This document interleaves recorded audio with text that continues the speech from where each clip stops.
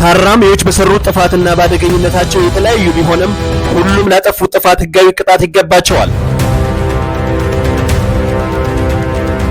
ከዚህ ጋር ተያይዞ በጣም አደገኛ የሆኑ ታራሚዎች፣ አሸባሪዎች፣ የካርቴል መሪዎችና ተከታታይ ገዳዮች ከፍተኛ የሆነ ጥበቃ ያስፈልጋቸዋል። ይህም በብዛት በሜክሲኮና አሜሪካ መሃል የሚካሄደውን አዲስ የተፈረደባቸውን ታራሚዎች በጥብቅ ወደ እስር ቤት መውሰድና በእስር ቤት በአግባቡ እስረኞችን መቆጣጠር ከጥንቃቄ በላይ ይፈልጋል። በዚህ ቪዲዮ ዓለም ላይ ከሚገኙ በደህንነታቸው አስተማማኝ የሆኑ 10 እስር ቤቶችን አስቃኛችኋለሁ። አብራችሁን ቆዩ።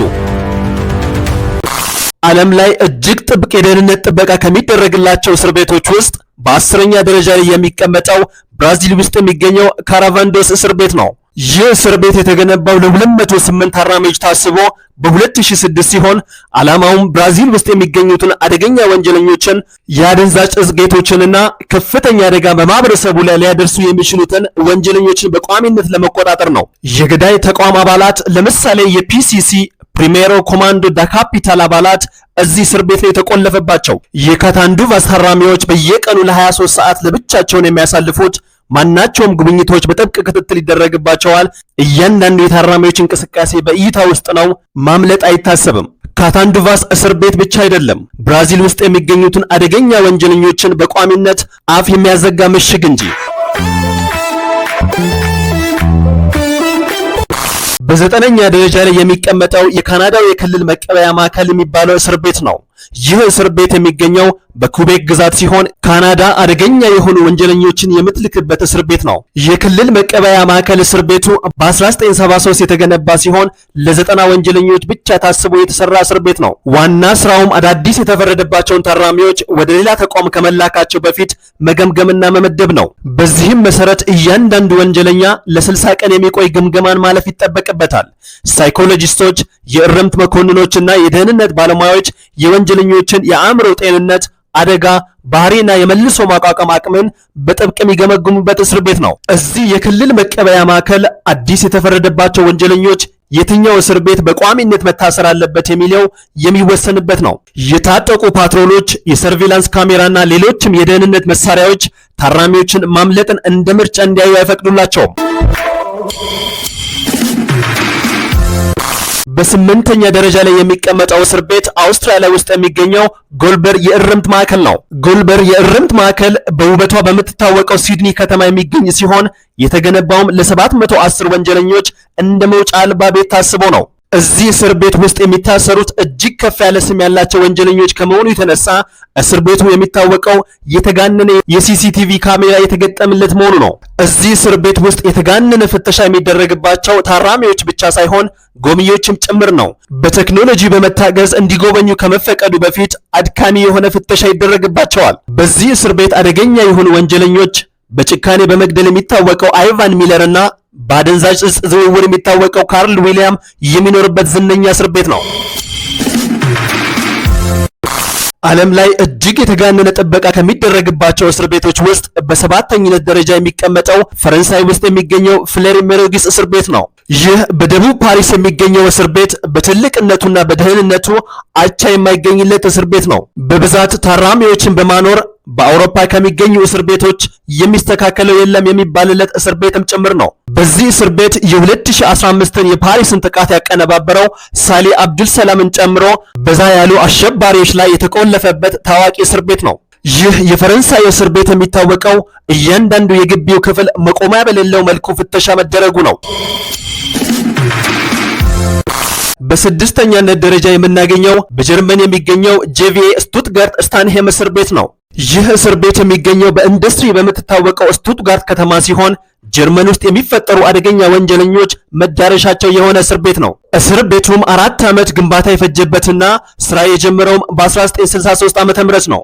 ይህ እስር ቤት ታዋቂዎቹ የራፍ ወይንም ሬድ አርሚ ፋክሽን መሪዎችን ሜንሆፍ እና ሙለር የታሰሩበት ዝነኛ እስር ቤት ነው። እስር ቤቱን በታሪኩ 2 ታጣቂዎች ማለትም የሬድ አርሚ ፋክሽን መሪዎች ሞት ምሽት ተብሎ በሚጠራው ቀን ራሳቸውን አጥፍተው መገኘታቸው በሴራ የሚታወቅ እስር ቤት ያደርገዋል። ይህ ስታንሄም እስር ቤት የጀርመን ምልክት ተደርጎ ነው የሚወሰደው። ከሚደረግለትም የተጋነነ ጥበቃ የተነሳም ታራሚዎች ማምለጥን እንደ ምርጫ ወስደው አያውቁም።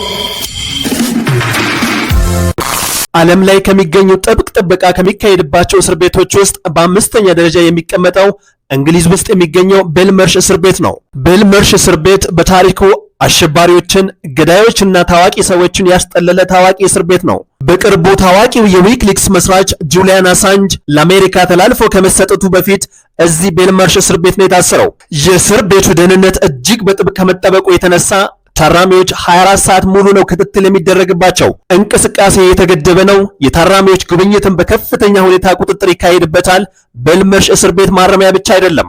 የእንግሊዝ አርማ፣ የብሔራዊ ደህንነት፣ ሚስጥራዊነት፣ ከምንም በላይ ቤልመርሽ እስር ቤት እንግሊዝ በወንጀል ላይ ያላትን ጠንካራ የሆነ አቋም የሚያሳይ ነው። በአራተኛ ደረጃ ላይ የተቀመጠው 2000 ወንጀለኞችን ለማሰር ታስቦ የተሰራው ፉቺን እስር ቤት ነው። ፉቺን እስር ቤት የሚገኘው በጃፓን ሲሆን በመጀመሪያ በ1936 ሲገነባ ወደ አሁን ባለበት የተቀየረው ግን በ1950 ዓ.ም ነው። ፉቺን እስር ቤት ታሪካዊ ከመሆኑ የተነሳ በዘመናት ንጉሶችና የጦር ወንጀለኞች የታሰሩበት እስር ቤት ነው። የመጨረሻው የቻይና ንጉስ ፑይና የቀድሞ የአካባቢ መሪ ማንቹኮ የታሰሩበት፣ ጃፓን በደህንነቱ የምትመካበት እዚህ እስር ቤት ነው። ፉቺን እስር ቤት በዋናነት የሚታወቀው ወንጀለኞች ጥብቅ በሆነ የፖለቲካ የማሳመን ስራ የሚሰራበት ከመሆኑ ባሻገር መረጃዎች እንደሚያመለክቱት ለዚህ የፖለቲካ ትምህርትን የሚቃወሙ ራሳቸውን ያጠፉ እንደነበር ነው። በ1986 ፉቺን እስር ቤት ስራውን በመጨረስ የተዘጋ ሲሆን በአሁን ጊዜ ወደ ሙዚየምነት የተቀየረ እስር ቤት ነው። በታሪክ ከዚህ እስር ቤት ያመለጠ ወንጀለኛ አልተመዘገበም። በአራተኛ ደረጃ ላይ የተቀመጠው በሶስተኛነት ደረጃ የሚቀመጠው ብላክ ዶልፊን እስር ቤት ነው።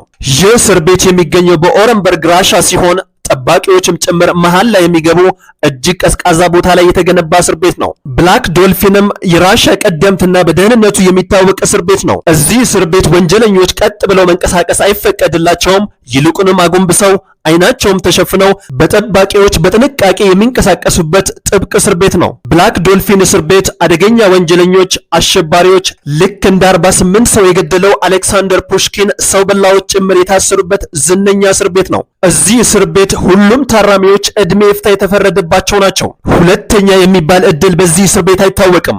ታራሚዎች በየቀኑ ለ23 ሰዓት በትንሽ ቤት ውስጥ በደህንነት ካሜራ ውስጥ ክትትል ይደረግባቸዋል። በየ2 ሰዓት ማንነታቸው ስለሚለይ ማምለጥ አይታሰብም፣ ተስፋም አይደረግም። ብላክ ዶልፊን እስር ቤት በእርግጥ እስር ቤት አይደለም፣ ወንጀለኞች በቁማቸው የሚቀበሩበት መቃብር እንጂ።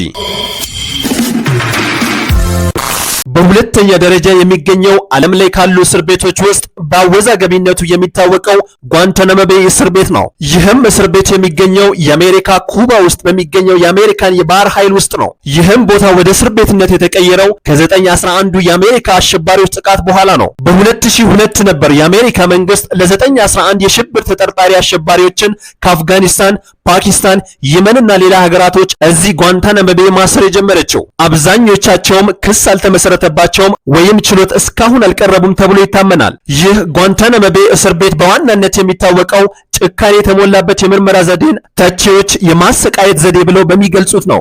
የቀድሞ የአሜሪካ ፕሬዝዳንት ኦባማ ለመዝጋት ሞክረዋል። በተቃራኒው የአሁኑ የአሜሪካ ፕሬዝዳንት አይዘጋም በሚል አስጠንቅቀዋል። ጓንታናሞ ቤይ እስር ቤት በአሁን ጊዜ 30 ብቻ እስረኞችን የሚገኙበት እስር ቤት ነው። ከ10 ዓመታት በኋላ ይህ እስር ቤት የፍርሃት ምልክትና ዓለምን እንደገና የቀረጸውን ጦርነት የሚያስታውስ እስር ቤት ነው። በምድራችን ላይ ከሚገኙት እስር ቤቶች ውስጥ በጥበቃ ወደር የማይገኝለትና በአንደኝነት የሚጠበቀው ኤዲኤክስ ፍሎረንስ ሱፐርማክስ እስር ቤት ነው። ኤዲኤክስ ፍሎረንስ እስር ቤት የሚገኘው በአሜሪካ ውስጥ ሲሆን የተገነባውም በደረቃማው ኮሎራዶ ግዛት ነው። እስር ቤቱ አሜሪካ ከወንጀል ጋር ያላትን ግብግብ በእውነት የሚያሳይ ከቃላት በላይ ጥበቃ የሚደረግለት እስር ቤት ነው። 490 ታራሚዎችን ለማሰር ታስቦ የተሰራው ዕውቁ ኤዲኤክስ ፍሎረንስ እስር ቤት አሜሪካ ውስጥ ከሚገኙ ማረሚያ ቤቶች ውስጥ ማምለጥ የማይታሰብበት እስር ቤት ነው። እስር ቤቱም ዓለም ላይ ከታዩ የአደንዛዥ ዕፅ ጌቶች ውስጥ በቁጥር 1 ላይ የሚቀመጠው እንደ ኤልቻፖ ጉዝማን ያሉ አደገኛ ወንጀለኞች ያሉበት እስር ቤት ነው። የተሰራውም እንደ ማንኛውም እስር ቤት ሳይሆን አደገኛ የሆኑትን አእምሮ ጭምር ለመስበር ታልሞ ነው። የተገነባውም ለአንድ ዓላማ፣ ለሙሉ ቁጥጥር ነው።